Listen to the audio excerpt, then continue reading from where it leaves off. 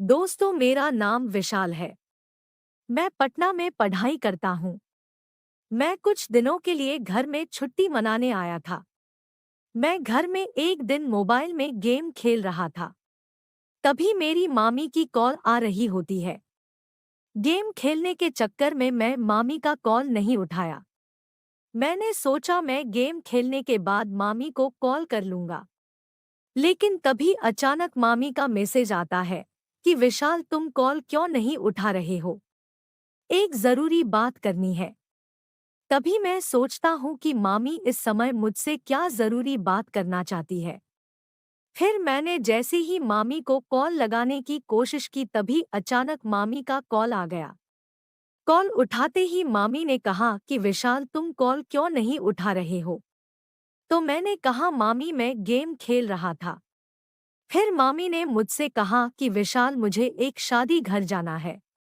तुम्हारे मामा तो घर में नहीं रहते हैं। तो मैंने सोचा कि क्यों ना मैं तुम्हें कॉल कर लूं। तो मैंने भी बिना कुछ बोले मामी को कह दिया कि ठीक है मामी, आप तैयार हो जाओ, मैं आपके पास आ रहा हूँ। फिर मैं भी तैयार हो गया और मामी के घर निकल गया। फिर मैं जैसे ही मामी का दरवाज़ा खटखटाया तो मामी मुझे देखते ही कहा कि विशाल, तुम इतनी जल्दी आ गए और तुम कितने हैंडसम दिख रहे हो। फिर मैं भी मामी को देखकर देखता ही रह गया। मामी एकदम लाल कलर की साड़ी पहनी हुई थी। फिर मैंने कहा, आज तो आप भी बहुत ज्यादा खूबसूरत लग रही हैं। तो मामी हंसने लगी और बोली, चलो ठीक है, तुम फ्रेश हो जाओ, फिर हम दोनों शादी घर के लिए निकल जाएंगे। फिर हम दोनों शादी घर के लिए रवाना हो गए। शादी के पार्टी में मामी ने बहुत डांस किया।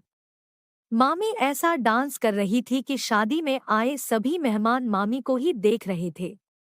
फिर जब हम लोग शादी पार्टी से वापस आ रहे थे तब लगभग रात के 10 बज चुके थे। मामी और मैं मामी के घर पहुंच गए। मामी बोली, विशाल मैं आज बहुत थक गई हूँ, चलो अब सोने चलते हैं। मैंने कहा, ठीक है मामी। फिर मैंने मामी से पूछा कि हम लोग एक ही कमरे में सोए या अलग अलग कमरे में। तो मामी ने कहा, नहीं विशाल, तुम कैसी बातें कर रहे हो? हम दोनों एक ही कमरे में सोएंगे और एक ही बिस्तर पर भी। फिर मैं और मामी एक ही कमरे में सोने के लिए चले गए। फिर मामी ने अपना साड़ी बदलकर नाइट ड्रेस पहन लिया। वो मेरे सामने ही अपना कपड़ा बदल लिया। ये सब देखकर तो मेरा मन वो सब करने का होने लगा। फिर मामी बिस्तर पर सो गई तो मैं मामी से पूछने लगा कि मामी, मामा तो घर में नहीं रहते हैं, तो आपका वो सब करने का मन नहीं होता है? तो मामी बोली, क्या करूं विशाल, मन तो बहुत होता है, लेकिन क्या करूं और किसके साथ करूं? तो फिर मैंने कहा, मामी आज मेरा भी बहुत मन कर रहा है, क्या आप मेरे साथ क्रिकेट खेलेंगे? तो मामी ने कहा, हाँ विशाल, क्यों नहीं। आज मैं बहुत ज्यादा थक चुकी हूँ और मेरा थकान भी मिट जाएगा। फिर क्या मैं और मामी दोनों मिलकर क्रिकेट का मस्त वाला खेल चालू कर दिया। हम दोनों लगातार 3 घंटे तक वो सब किया। लेकिन मेरा बहुत ज्यादा पसीना निकल रहा था। लेकिन मामी बोल रही थी कि विशाल, मुझे और खेलना है, बहुत दिन हो चुके हैं खेले हुए, मुझे और खेलना है। फिर मैंने कहा, ठीक है मामी। और फिर हमने इतना खेल खेला कि सुबह हो गई। सुबह होने के बाद हम दोनों गहरी नींद में सो गए। फिर हम लोग दोपहर को जगने के बाद फ्रेश होकर नाश्ता किया और फिर एक बार क्रिकेट का मस्त वाला खेल चालू कर दिया। इस बार हम एक बार ही खेल पाए, क्योंकि मैं भी रात को बहुत ज्यादा खेल चुका था और मामी का भी मन भर चुका था। मामी एकदम खुश हो गई और बोली, विशाल, मुझे जब भी खेलने का मन होगा मैं तुमको कॉल करूंगी, तो तुम आओगे ना? फिर मैंने कहा, हाँ मामी, एकदम आऊंगा। और मैं वहां से अपने घर निकल पड़ा। तो दोस्तों, आपको ये कहानी कैसी लगी? अगर अच्छी लगी तो चैनल को सब्सक्राइब जरूर करें। दोस्तों, अब मैं आपको एक और मजेदार कहानी सुनाने जा रहा हूँ। ये कहानी मेरे घर में काम करने वाली नौकरानी के बारे में है। मेरे घर में मेरी बीवी प्रेग्नेंट है, जिसके कारण वो घर में कुछ भी ज्यादा काम नहीं कर पाती है, जिसके कारण से मुझे घर में एक नौकरानी रखना पड़ा। मेरे घर में जो नौकरानी काम करती है, उसका नाम दीपिका है।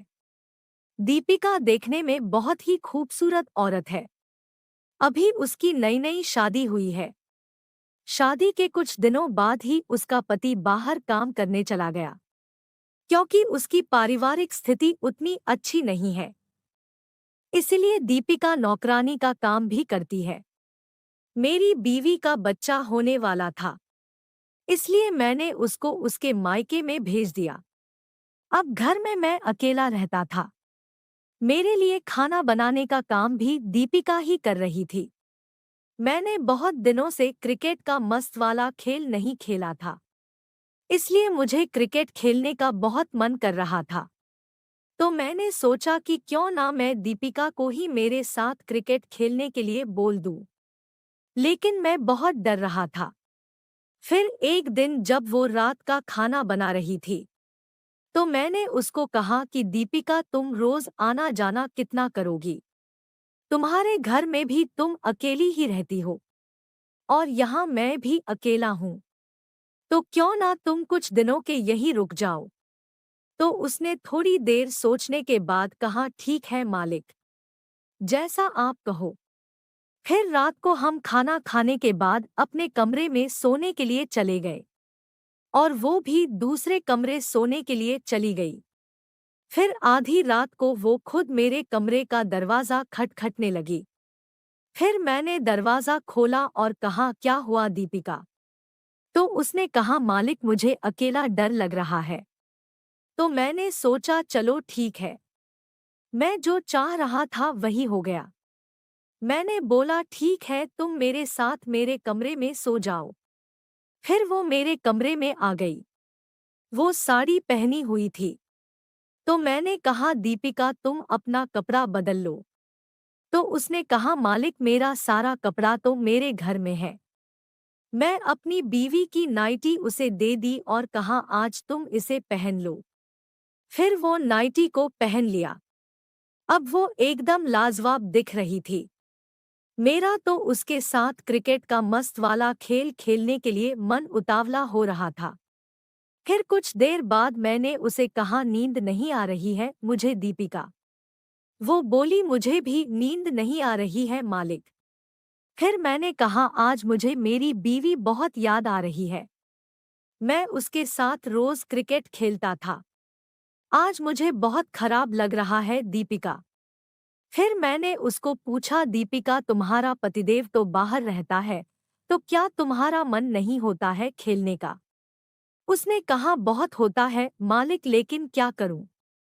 फिर मैंने कहा, मेरे साथ खेलेगी मस्त वाला क्रिकेट? बहुत मजा आएगा। उसने एकदम से अचानक क्रिकेट खेलने का कार्य शुरू कर दिया। फिर हम दोनों ने पूरी रात ये कार्यक्रम चालू रखा। दोस्तों, ऐसी ही मजेदार कहानी सुनते रहने के लिए चैनल को सब्सक्राइब करें। धन्यवाद।